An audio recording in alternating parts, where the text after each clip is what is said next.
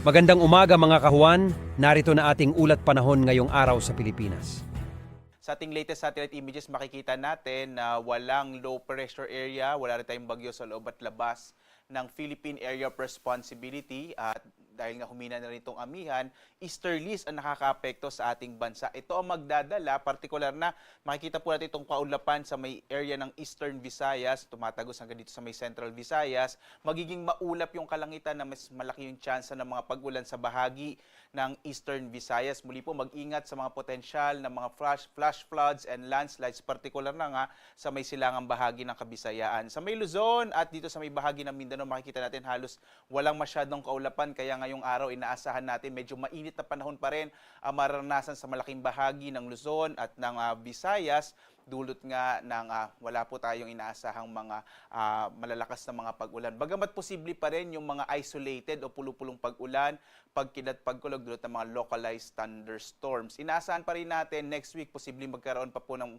mabugso ng amihan, bagamat posible dito na lamang sa may northern part ng Luzon. At matapos noon, posible po by next week or the week after next ay magtatapos na nga yung panahon ng amihan. Dito nga sa Luzon, inaasahan natin malaking bahagi ng Luzon ngayong araw ay makararanas ng mainit na panahon, bagamat posible pa rin yung mga isolated o pulupulong pag-ulan, pagkilat, pagkulog. Kadalasan nangyayari po yan sa hapon hanggang sa gabi. Yung agwat ng temperatura natin sa Lawag, 23 to 33 degrees Celsius, sa Baguio 16 to 25 degrees Celsius, sa Tuguegarao naman nasa 23 to 33 degrees Celsius, sa Metro Manila 24 hanggang 34 degrees Celsius, sa Tagaytay 23 to 32 degrees Celsius, sa Legazpi naman 25 to 32 degrees Celsius. Dito naman sa may Palawan, Visayas at Mindanao, inaasahan din natin yung mga pulupulong pag-ulan, pagkilat, pagulog sa bahagi ng Palawan, agwat ng temperatura sa Calayan Islands 26 to 33 degrees Celsius, sa Puerto Princesa naman 25 to 32 degrees Celsius, habang mas malaki yung tsansa ng mga pag-ulan sa may bahagi ng Eastern Visayas sa pag-iral pa rin ng easterlies o yung hangin mula sa karagatang Pasipiko. Ang nalalabing bahagi ng Kabisayaan ay makararanas naman ng mga isolated o pulupulong pag-ulan, pagkidlat, pagkulog. Agwat ang temperatura sa Iloilo, 25 to 32 degrees Celsius. Sa may bahagi naman ng Cebu, 26 to 32 degrees Celsius. Sa Tacloban, 25 to 31 degrees Celsius.